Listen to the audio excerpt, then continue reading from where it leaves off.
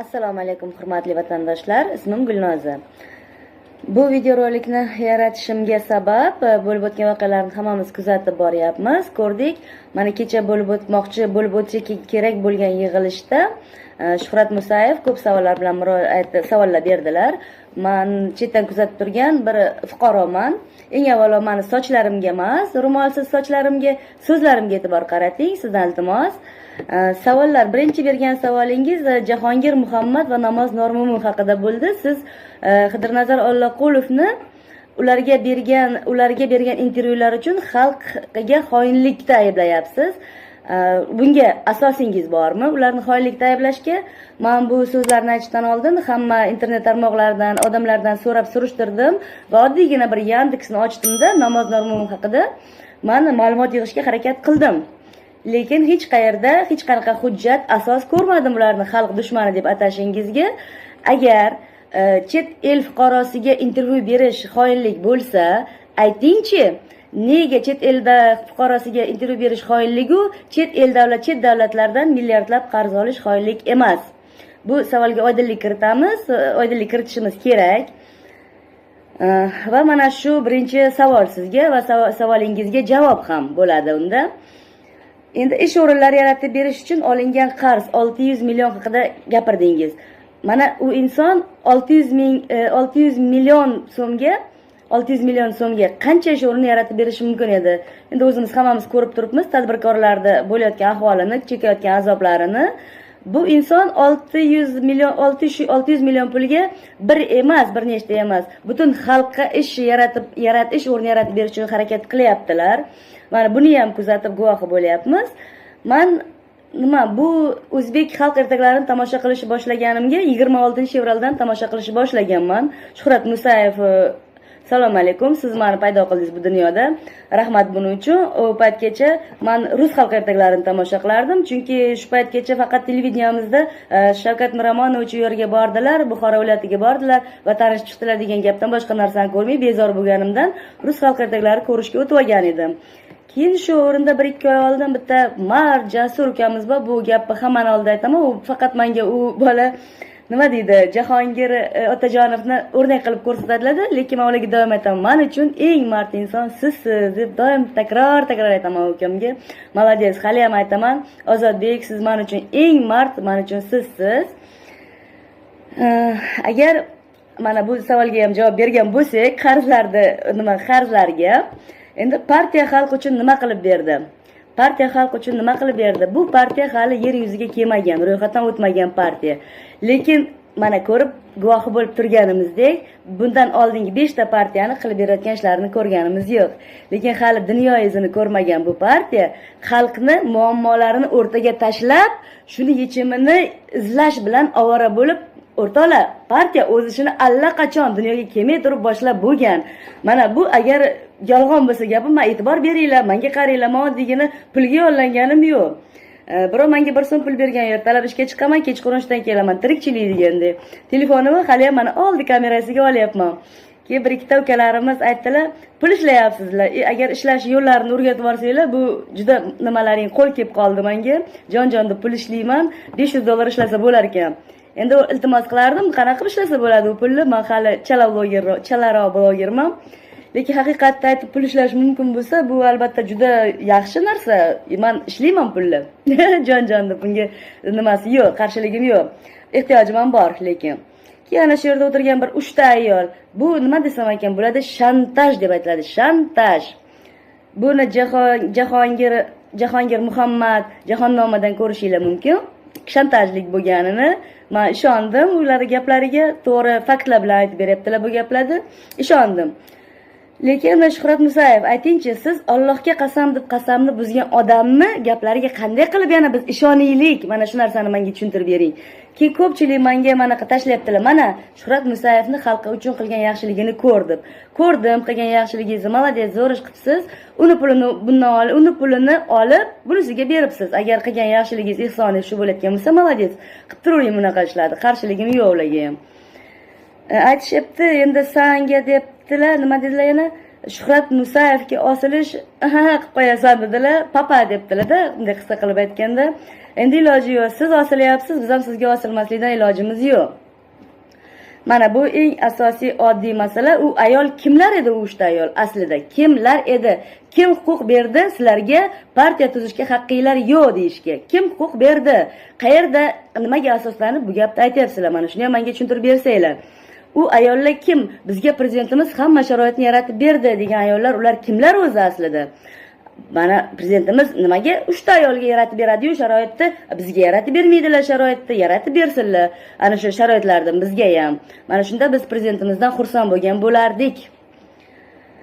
Endi adolatli sud masalasiga keladigan bo'lsak, adolatli sud bo'lgani yo'q, lekin mana shu sudni ochiq oydin o'tishiga erishganimiz o'zi ham katta baxt. Men shunga ham juda xursandman. Otabekni mana sog'-omon ko'rdik, shunisiga ham xursandman. Bu yog'ida davom etib kuzatib boraveramiz. Endi yana bitta masala bor, o'rtoqlar, agar hamma savollarga javob berilyapti. Spartak Toshkent. Qo'zg'olon degan narsalarni unuting. Qo'zg'olon degan narsa bu nima deydi? Qon to'kilishiga sabab bo'lishi mumkinligini esingizdan chiqarmang. Biz haqiqat yo'lida qonundan bir qadam ham chetga chiqmagan holda biz partiyamizni tuzish uchun harakat qilyapmiz. Bizga qo'zg'olon kerak emas.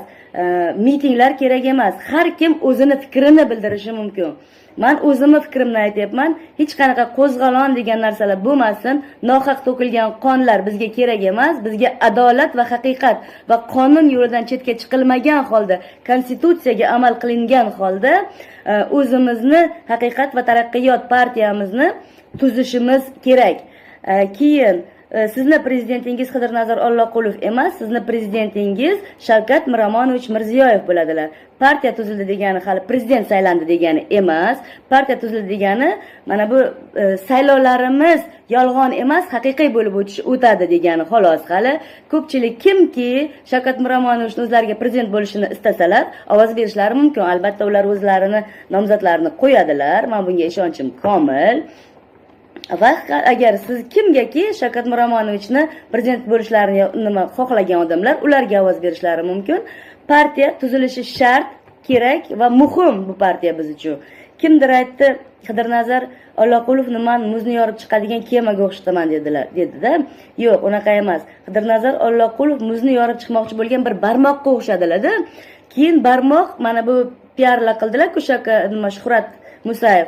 Ular mushga aylantirdilar u odam mush bilan.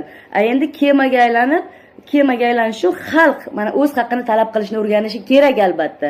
Buning uchun oddiygina hammamiz qo'limizda smartfon bor. Smartfonimizni qo'limizga olamiz. Konstitutsiya degan narsani ko'chirib o'tkazamiz va oddiygina qilib shuni o'qib ko'ramiz va o'z huquqimizni talab qilishni o'rganamiz. Oddiygina narsa, buni qiyin joyi yo'q. Xuddi mana shu ishni men ham qildim va shu ishni qilganim uchun men o'zimni haqiqatimni aytyapman sizlarga. Shu bugun agar qo'rqoqlikni ehtiyotkorlik deb bilsak, ertaga farzandlarimiz qullikni nima deydi, sadoqat deb bilar ekanlar. Men buni o'qidim. Albatta partiyamizga imzolar yig'ish davom etilyapti. Imzolaringizni berishingizni so'rab qolaman, o'z xohishingiz bilan albatta. Va kanalimizga obuna bo'ling. Bizda faqat haqiqat gapiriladi. Yana bir narsani eslatib o'tishim kerak. Nimada esimdan chiqib qolibdi sal qolsa. O'rtoqlar, sizlardan iltimos, bir-biringlar bilan lichkanglarda bo'lgan narsani tashlab o'tirmanglar menga. Endi akayam o'zlari biladilar, agar men haqimda biror narsa degan bo'lsalar, orqamda turibdilarmi, oldimda turibdilarmi, har kim o'zining yelkasida o'zini kallasi bor. Menga umuman qiziq emas, hech qaysini o'rtada yozishgan gaplaringni o'qiganim yo'q, o'qish niyatim ham yo'q. U aka tashlagan bo'lsalar o'rtaga siznikini yashirib, ularnikini ham o'qiganim yo'q. Rost shunaqa ekan, endi bilmadim. Odamlar o'zingizlar harakat qilaveringlar. Hamma narsani o'zingizlar hal qilib, o'zingizlar harakat qilishinglar kerak. Har kim o'zi uchun harakat qilish kerak. Bugun biz Xidirnazar Alloqulov uchun emas, mana shu haqiqatdan taraqqiyotga erishishimiz uchun harakat qilishimiz kerak. Mana shuni unutmaylik o'rtoqlar, har birimiz o'zimiz uchun harakat qilaylik. Prezident saylashdan oldin saylovlarimizni adolatli, haqqoniy o'tishiga harakat qilishimiz kerak. Hozircha bizni prezidentimiz bugun Shavkat Miromonovich Mirziyoyev bo'ladilar. U kishini hech kim taxtdan og'dirayotgan deganlari yo'q hozircha.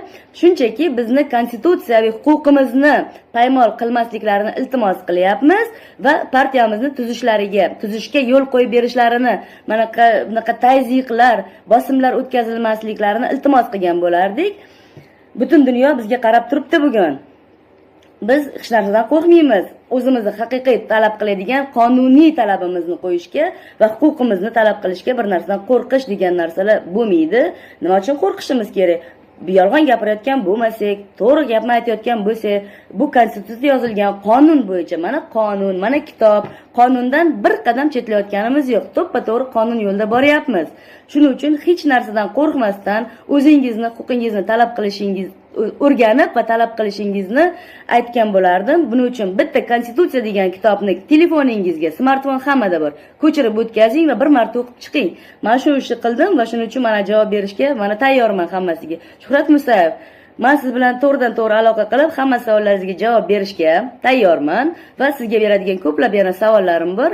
Agar keling, mayli, menga PR qilmoqchi bo'lmasangiz, sizni kanalingizda, o'zingizning kanalingizda Elparvar degan kanalingiz bor edi, hozir yurakcha qo'yib chiqyapsiz ekan eshitishimcha. Ana shu kanalingizda to'g'ridan-to'g'ri muloqot qilaylik. Meni sizga savollarim bor, siz savollaringizni menga bering. Men oddiy bir xalqman. Namoz Normuminni mana sizda bundan oldingi videoroligimda Shuhrat Musayev sizga qilgan roligimni kanallarda qo'yib chiqqandan keyin menga ko'rsatishganda ko'rib e'tibor berib qaraydigan bo'lganman ularga ham. Undan ortiq tanishligim yo'q. Jahongir Muhammad o'zlari berdilar savollarga javobni va qolgan savollarga mana shu o'rinlar haqida men o'zim bilganimcha javobni berdim. Xullas kalom, hamma gap shu hozircha. Keyin sizlardan iltimos, konstitutsiyani ochib ko'ringlar, o'qinglar va partiyamizga imzolaringizni topshiringlar. Shu xolos so'raganimiz. Kanalimizga obuna bo'ling. Bu yerda achchiq bo'lsa-da faqat haqiqat aytiladi.